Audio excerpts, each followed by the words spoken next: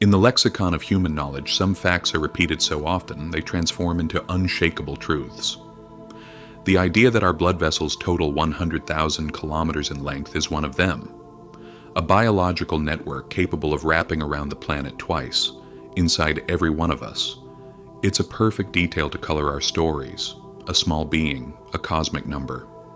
But one day the inevitable question is asked. This information, where does it come from? And what if this unshakable truth is, in fact, just a very good story? When you try to trace this fact, you find yourself in an echo chamber.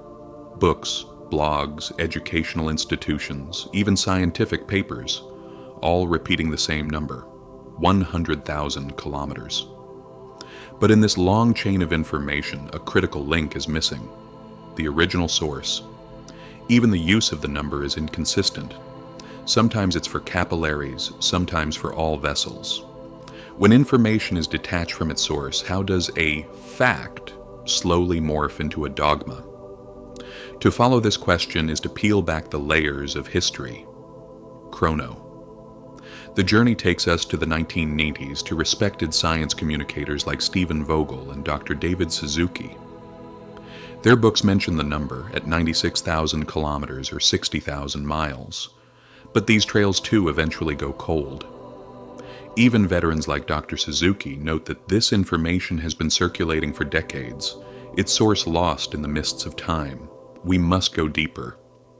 Our search leads us to a 1959 Scientific American article. We're getting closer. But this is still not the original source.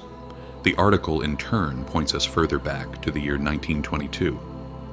And finally, in the heart of a book written a century ago, we find it. The Nobel Prize-winning physician August Krogh and his book, The Anatomy and Physiology of Capillaries. There it is. The sentence repeated thousands of times for over a century. Supposing a man's muscles to weigh 50 kilograms and his capillaries to number 2,000 per square. The total length of all these tubes put together must be something like 100,000 kilometers. Krogh was the first expert to make this estimate, a very solid foundation, right? But how solid was this foundation? What was the truth of the cosmos, that is, our biology? Krogh's work was a masterpiece of its time, but it was built on the assumptions of 1922. Samples from different animals, crude estimations, and most importantly, an idealized 143-kilogram human model with 50 kilograms of pure muscle. This was not Krogh's main work. It was likely a pleasant side calculation born of curiosity. But he was a world expert, and his rounded estimate in time morphed into a scientific dogma, completely detached from its source. And history is ironic. While we were chasing this century-old fact, science was quietly moving forward on its own path. As this very research was underway, scientists quietly published a new paper. And here is the new number. According to the most current science, the total length of all capillaries in a human is somewhere between 9,000 and 19,000 kilometers. An immense number, yes, but not enough to circle the world. What does this tell us about the nature of knowledge? Why did no one check this map for an entire century?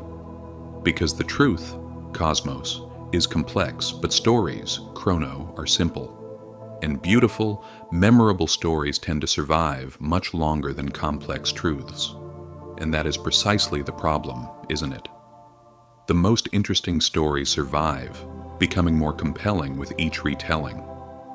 Pursuing the truth, however, requires energy and time. As we tell you these short scientific stories, our goal is not just to show you the truth, but to share the complex journey to the truth. We too will fall into these traps from time to time, but we will do our best to correct misinformation, to provide more context, and to bring you the latest science on every topic we cover. Until next time. Become a part of Chrono Cosmos and help us provide reliable science content on the internet.